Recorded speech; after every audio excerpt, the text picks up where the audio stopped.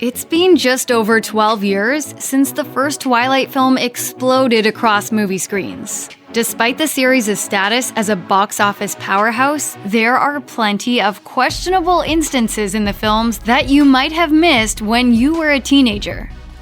Before he first appeared in the Twilight series as Jacob Black, Bella's second love interest and burgeoning werewolf, actor Taylor Lautner was best known for his role in the adventures of Shark Boy and Lava Girl. Jacob wasn't a major character in the first Twilight film, but one detail stands out during his scenes. Jacob's character initially has long hair that reaches past his shoulders. Since Lautner had short hair, he had to wear a pretty obvious wig for the role. Team Jacob teens might have been able to turn a blind eye to the hairpiece when the first film was released, but it's pretty hard to miss as an adult. Not only was the wig super noticeable, but Lautner said that the wig also caused numerous technical issues on set. Whenever stray hairs would fly into his face, the crew would have to cut and start the scene over. Lautner also said there was mutual hatred between him and his wig, and that he didn't miss it after the series ended. Luckily for him, Jacob's character cropped his hair after his transformation into a werewolf in New Moon, so he was able to part ways with the wig for the rest of the series.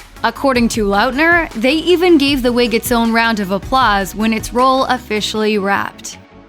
This is more of a fun blink and you'll miss it sort of goof, but it becomes more obvious when you re-watch the series as an adult. Shortly after Bella first meets Edward at Forks High School, Edward comes to her rescue when a van careens toward her in the school parking lot. In the scene, Bella is shocked at the impossibility of Edward's actions, from darting across the parking lot instantly to stopping the force of the van with his arm. It's one of the pair's first encounters, and also the first hint for Bella that Edward is not your average teenager. But one detail that bothers viewers is a small prop in this scene. Just before the van spins out of control, Bella is putting things into her backpack, which is on the hood of her car. While Edward prevents the van from crushing Bella, it still hits the back of her truck with considerable force. However, when the film cuts to a wider shot of the parking lot, as students rush to check on Bella, the backpack is still in the exact place it was before the crash. In a real-life scenario, her bag probably would have been sent flying or would have at least fallen to the ground. This was most likely a continuity error, or Bella must have had a super strong magnet in her backpack that held it in place.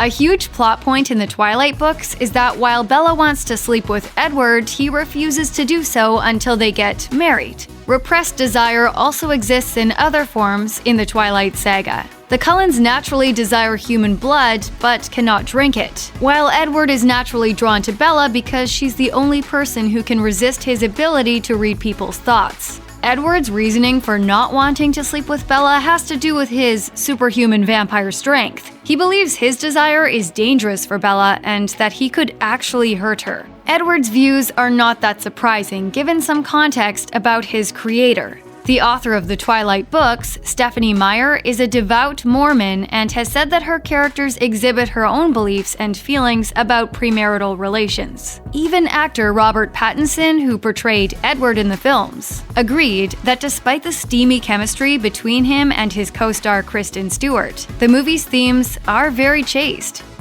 Victoria was one of the longest-running antagonists for Bella and the Cullens throughout the series. In the first film, her mate James is killed by the Cullens after he attempts to kill Bella. Victoria managed to slip away amidst all the chaos, but she came back looking for revenge in New Moon. During the first two films, Victoria was portrayed by Rochelle Lefebvre, who reportedly prepared for the role by pretending to be a cat to match Victoria's agility and demeanor. When the third film, Eclipse, was announced, it was assumed Lefebvre would reprise her role as Victoria. However, the part was recast due to a scheduling conflict between Eclipse's shooting schedule and Lefebvre's commitment to shooting the movie Barney's version. The two films' schedules overlapped by 10 days, and Summit, the studio behind the Twilight films, was unable to change the shoot to accommodate Lefebvre. The role eventually went to Bryce Dallas Howard, who had previously turned it down because it was too small a part. Lefebvre was understandably upset by the whole series of events, but Summit was not willing to budge in its decision to recast. The cover of the novel Twilight is a dramatically lit image of two hands holding an apple. Apples are traditionally a symbol of the forbidden fruit of knowledge and, by extension, desire. Stephenie Meyer also confirmed that the apple on the book's cover was a deliberate biblical allusion. Themes of forbidden fruit are consistent throughout the Twilight series, and many characters are drawn to or desire things or people they cannot have. If you watch closely, actor Robert Pattinson recreated the now infamous Twilight cover during a scene in the first film. In the scene, Bella drops an apple on the floor. The apple then bounces off Edward's foot and perfectly lands in his two palms. The whole thing happens in just a few seconds, but super attentive fans were able to notice and appreciate this Easter egg. Since vampires don't sleep, it only makes sense for Edward Cullen to break into Bella's house and watch her sleep, right? Do you do that a lot? Well, just the past couple of months. Edward encroaching on Bella's privacy rubbed some people the wrong way when they first encountered the series as teens. As adults, we surely see his actions as straight up creepy and gross. It would be weird if they were already in a relationship, but they weren't even dating at this point. This is often the first bit of evidence given when discussing how unsettling Edward's behavior is throughout the series. Robert Pattinson's film depiction of Edward doesn't exactly help his ominous image either, as he spent most of the first Twilight film staring intently at his love interest. Bella reads Edward's mannerisms as mysterious, and they inspired millions of teenage readers to fall in love with him. However, it goes without saying that if he were a real person, he'd be covered in giant red flags. He's also super possessive and controlling of Bella, consistently leaving her out of major points of decision-making in their relationship. When Bella is attacked by a fellow member of Edward's coven, he decides for her that their relationship is too dangerous for her. Rather than letting Bella assess and accept any risks for herself, Edward puts the situation solely in his control, which ultimately ends up sending her into a depressive spiral. The anatomy of vampires in the Twilight films is pretty straightforward. Their skin is impervious to sharp objects, they sparkle in direct sunlight, and they don't have blood running through their veins. The only thing supposedly sharp enough to break vampire skin is vampire teeth, which are used throughout the Twilight films as weapons against enemy vampires, and as medical instruments in Breaking Dawn. So, if vampire skin cannot be broken, how does James have a tattoo in the first Twilight film?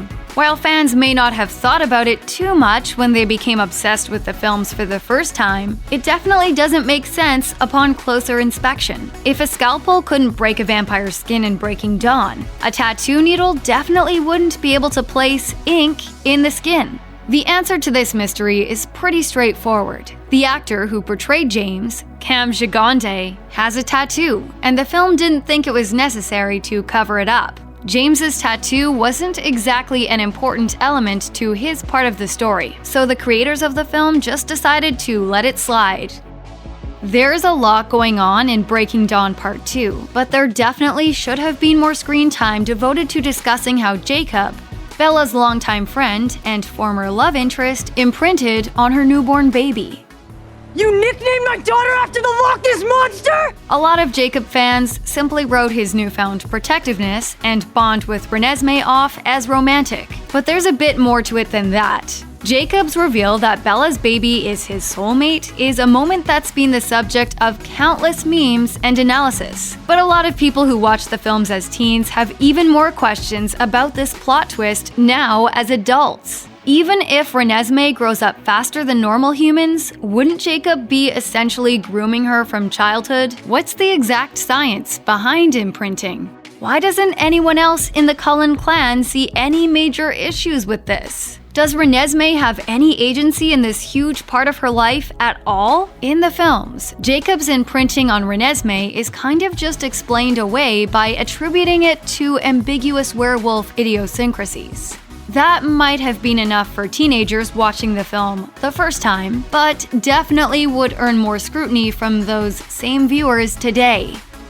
While Stephenie Meyer was a household name by the time the first Twilight film flooded movie screens worldwide, not too many people were familiar with Meyer's physical appearance. Little did fans know that they could easily find the creator of their favorite series right within the film adaptations. Towards the end of Twilight, there's a scene where Bella and her father are eating at the local Forks diner. The camera pans past a woman sitting at the diner counter typing away at a laptop. Super attentive fans were able to recognize this anonymous writer as Stephenie Meyer, but it was subtle enough that more casual viewers might have missed it. Meyer also had a second cameo in Breaking Dawn Part 1 during Bella and Edward's wedding. The wedding scene had huge hype leading up to the film's release, and when Bella walks down the aisle, you can see Stephenie Meyer standing among all the other wedding guests at the ceremony. Although Stephenie Meyer said she had to be talked into participating in the film shoots, her fans probably appreciated seeing their favorite author on screen.